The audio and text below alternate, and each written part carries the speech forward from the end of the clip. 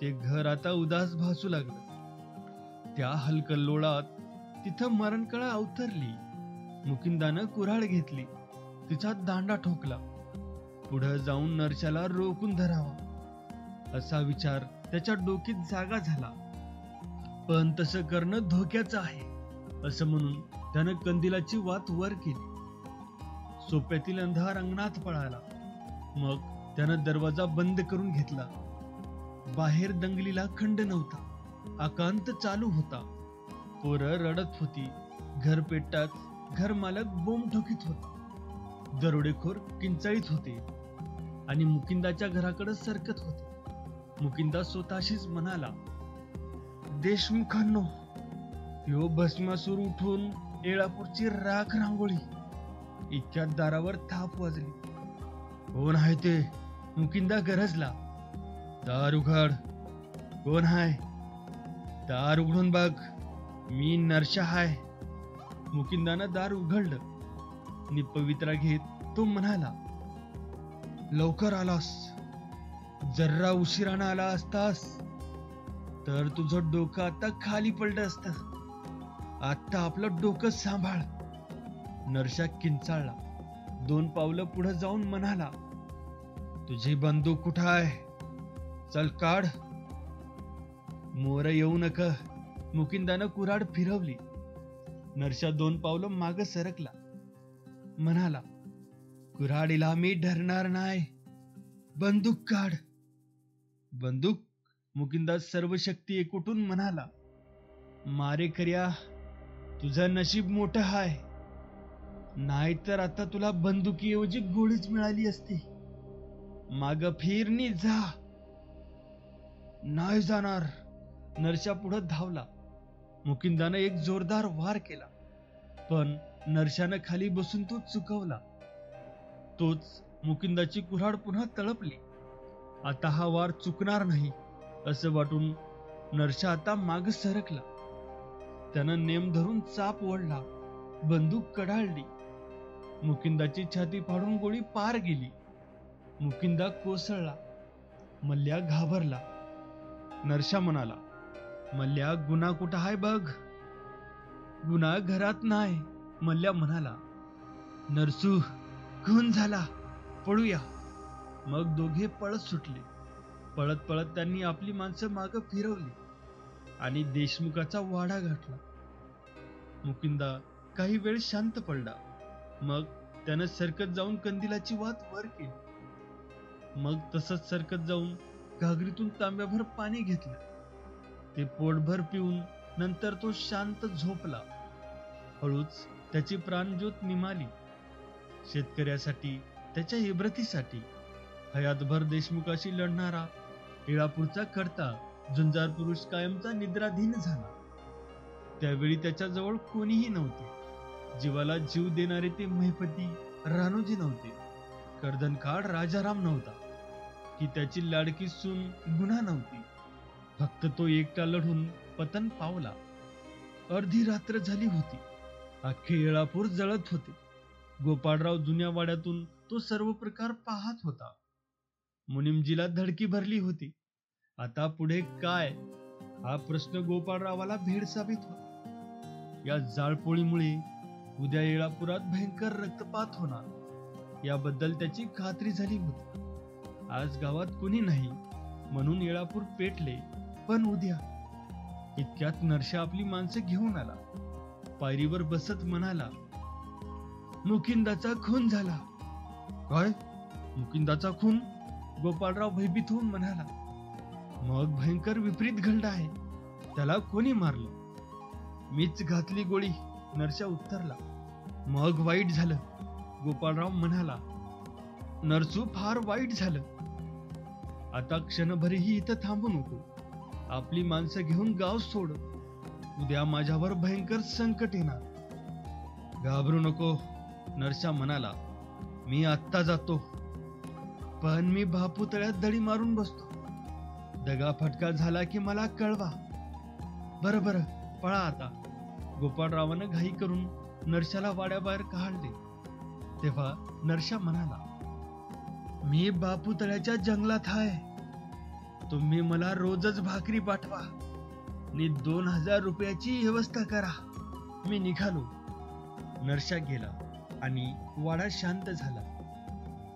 मग देशमुखानं भिडे, पवार, भगवान पाटील यांना बोलावून आणले आणि सर्वांना विश्वासात घेऊन तो म्हणाला, नरशानं पाप केलं, पण आता आपण सर्व सुळावर चढण्याची वेळ आली आहे. मग काय करावं म्हणता? सर्वांनी प्रश्न केला आणि गोपाळराव म्हणाला, जत्रेला गेलेले महिपती, राजाराम वगैरे लोक परत येण्यापूर्वीच आपण आपला बचाव केला पाहिजे. त्यासाठी भिडे आणि पवार दोघांनी आत्ताच गाडी जुंपून तालुक्याला जावे. गावात नरशानं दंगल करून खून केला आहे आणि गोपाळरावाचे जीवित धोक्यात आहेत, अशी तक्रार नोंदवून परत यावे. हे बरोबर आहे. सर्वांना पटले आणि रातोरात भिडे पवार तालुक्याला रवाना झाले. मग गोपाळरावानं दरवाजाला आडना लावून घेतला. तो स्वतःशीच म्हणाला, आता पुढं काय होणार देव जाणे. टाळगावला गेलेले लोक रात्रीच परत आले. इळापूरची ती दुर्दशा पाहून महिपतीने उरावर हाणून घेतले. राजाराम घराकडे धावला तेव्हा मुकिंदा चिरनिद्रा घेत होता. त्याला पाहून राजारामनं हंबरडा फोडला. सर्व लोकांनी मुकिंदाच्या घरापुढे गर्दी केली. आपली माणसं आलेली पाहून बायका पोरांनी आक्रोश मांडला. मुकिंदाचा खून झाल्याचे समजताच सर्व लोक जळते इळापूर विसरले आणि मुकिंदासाठी हंबरू लागले. महिपती, रानोजी नरशा नरशा करून नाचू लागले. लोक वेडावले. पहाटे गुन्हा आली आणि मुकिंदाचे प्रेत पाहून तिला धक्का बसला. क्षणात तिची शुद्ध हरपली. काहींनी निर्धार केला की मुकिंदाच्या प्रेताबरोबरच नरशालाही जाळायचा. तर काही म्हणू लागले, गोपाळरावालाही जाळून टाकूया. हत्यारं निघाली. लोक तयार झाले. पण सूर्योदयालाच 25 पोलीस, एक फौजदार घेऊन स्वतः DSP इळापुरात येऊन दाखल झाला. पोलिसांनी गल्लीबोळ रोखून धरली आणि मग पंचनामाची क्रिया पार पडली. मुकिंदासारखा मोठा माणूस, त्याच्या प्रेताची चिरफाड करणे बरे नाही, अशी महिपतीनं DSPला विनंती केली आणि ती मान्य झाली. नंतर 8 दिवसात नरशाला अटक करा आणि देशमुखाच्या जीविताचं रक्षण करा, असा फौजदाराला हुकूम देऊन DSP परत फिरला. मुकिंदाच्या खुनाची ती भयंकर बातमी त्या खोऱ्यात वाऱ्यासारखी पसरली आणि सर्व दिशांनी शेतकरी इळापुराकडे धावत सुटले. हजारो लोक जमले. इळापूर माणसांनी फुलून निघाले. मग मुकिंदाची प्रेत यात्रा निघाली.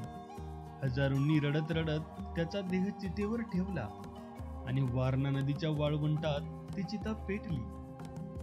गंभीर वातावरण पसरले. लोक अश्रू ढाळीत होते. त्यांच्या पुढे ती चिता धडधडत होती. त्या ज्वाला पाहून प्रत्येकाला नरशाची आठवण होत होती. नंतर ती चिंता शांत झाली. लोक उठले. त्यांनी मुठमुठ रानफुलं जमून आणून त्या चितेवर उधळली. त्याचा एक प्रचंड ढीग झाला आणि त्या ढिगाकडे पाहत सर्वांनी शपथ घेतली, आम्ही नरशाला जिवंत ठेवणार नाही, या खुनाचा सूड घेणार. लोक आपापल्या गावी गेले, पण जाताना तो सुडाचा निश्चय घेऊन गेले. 15 दिवसात इळापुराचा रंग बदलला होता. गावातून आनंद पळाला होता. हास्य लपलं होतं आणि प्रत्येक माणूस गंभीर दिसत होता. जळक्या घरांची आग विझली होती, परंतु ती आता माणसाच्या हृदयात धगधगत होती. गोपाळरावानंच नरशाला आणला. त्याला दारू पाजली, इळापुरात आग लावली आणि मुकिंदाचा खून केला. हे सर्व लोक विसरत नव्हते. आता नरशा आपल्या टोळीसह गारद झाला पाहिजे म्हणून राजारामनं कडेकोट तयारी केली होती. स्वतः रानोजी काही तरुण बरोबर घेऊन नरशाच्या पाळतीवर होता. काहींनी गावात नजर ठेवली होती. महिपती घोडा घेऊन गावोगाव दौडत होता. नरशा ही या खोऱ्याला कीड लागली आहे आणि ती लवकर नष्ट झाली पाहिजे, असं तो लोकांना सांगत होता. नरशावरचा हल्ला अगदी जवळ येत होता. गोपाळराव हवालदिल झाला होता. पवार, भिडे, पांडुरामोशी हे सर्व त्याचे दोस्त काळजी घेऊन बोलत होते. नरशाने येळापुराला आग लावणे कित्येकांना पसंत नव्हते, परंतु फौजदाराने गोपाळरावाच्या वाड्यातच तळ दिला असल्याने गोपाळराव निर्भय होता. फौजदार अधूनमधून नरशावर छापा घालीत होता, पण प्रत्येक वेळी तो अपयशी होऊन येत होता, कारण फौजदाराच्या सर्व हालचालीची खबर गुंड्यामार्फत नरशाला पोहोचत होती. यामुळे फौजदारही पेचात पडला होता आणि आपले फौजदारी कसब पणाला लावून बसला होता. मुकिंदाच्या खुनानं आणि येळापुराच्या विध्वंसानं गुणाचा आत्माच बदलून गेला होता. ती नरशा आणि मल्ल्या याचाच विचार करीत होती. स्पर्श होताच मुरटा होणाऱ्या लाजाळूप्रमाणे असलेली गुन्हा आता घायाळाच्या पानाप्रमाणे ताट झाली होती. ती आता स्वतःला दडवीत नव्हती, तर वाटेल त्या संकटात स्वतःला झुगारून द्यायला सिद्ध झाली होती. अंधाराच्या लाटेखाली येळापूर दडपला होता. सर्वत्र निशब्दता नांदत होती. ते डोंगर, शिवार आणि तो सारा खोरा अंधारात बुडाला होता. गोपाळराव सोप्यात बसला होता. तो फौजदाराची वाट पाहत होता.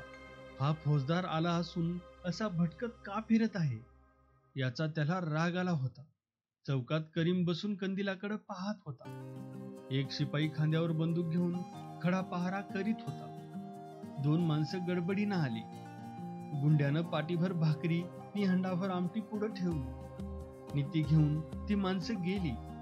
तेव्हा चिमा डोळे वटारून पाहत होती. करीम बावरला होता. या भाकरी कुठे गेल्या? शिपाई विचारात पडला. गोपाळरावाला कंटाळा येऊन तो माडीवर गेला. त्यानं खिडकीत उभं राहून येळापुराकडे पाहिलं. तोच एक वाऱ्याची झुळूक आत आली.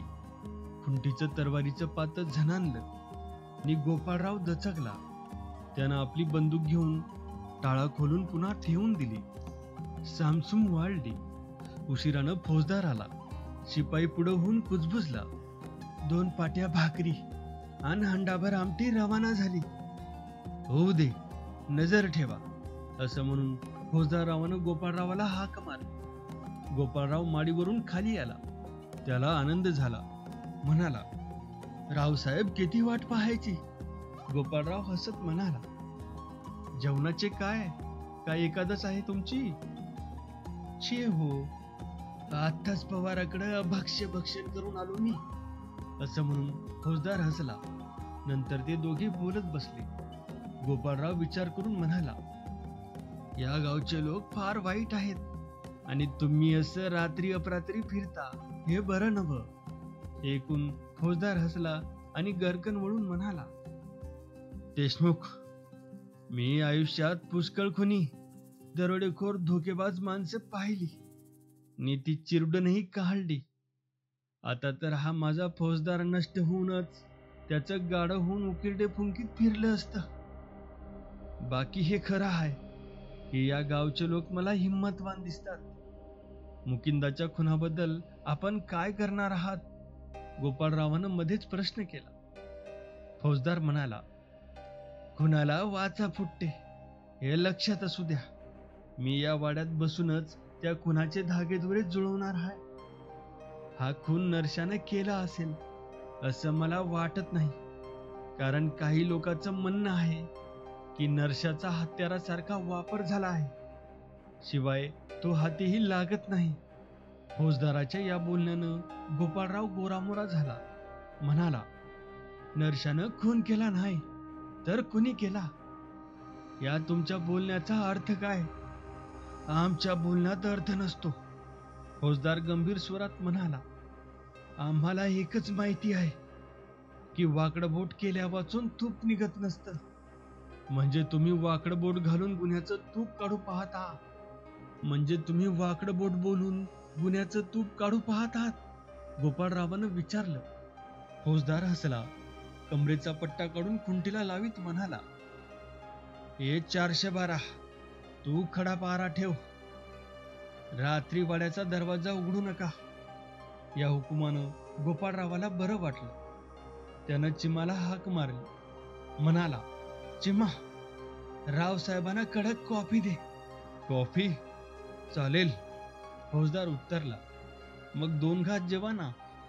गोपाळरावानं आग्रह केला. मग 2 घास जेवा ना, गोपाळरावानं आग्रह केला. तेव्हा फौजदार म्हणाला, अन्न तुमचं असलं तरी हे पोट तुमचं नाही, हे माझे आहे. त्यावर जबरी करू नका, मी जेवणार नाही.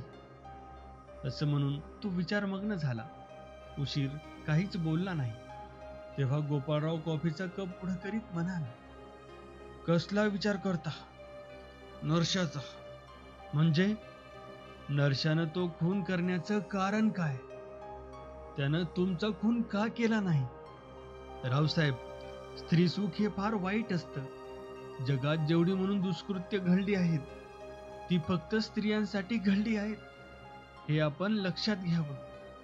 बाकी तुम्ही वाकड्या बोटानं तूप काढणारी माणसं, तुम्हाला हे पटणार नाही, परंतु मी म्हणतो ते खरं आहे. काय खरं आहे सांगा ना. रावसाहेब, मुकिंदाची सून गुना ही या खोऱ्यात देखणी म्हणून प्रख्यात आहे. तिच्या मोहानच खून झाला आहे, हे अगदी खरं आहे. फौजदारानं हू म्हणून ऐकून घेतलं. मी हळूच अंग टाकलं, नि मग तो घोरू लागला.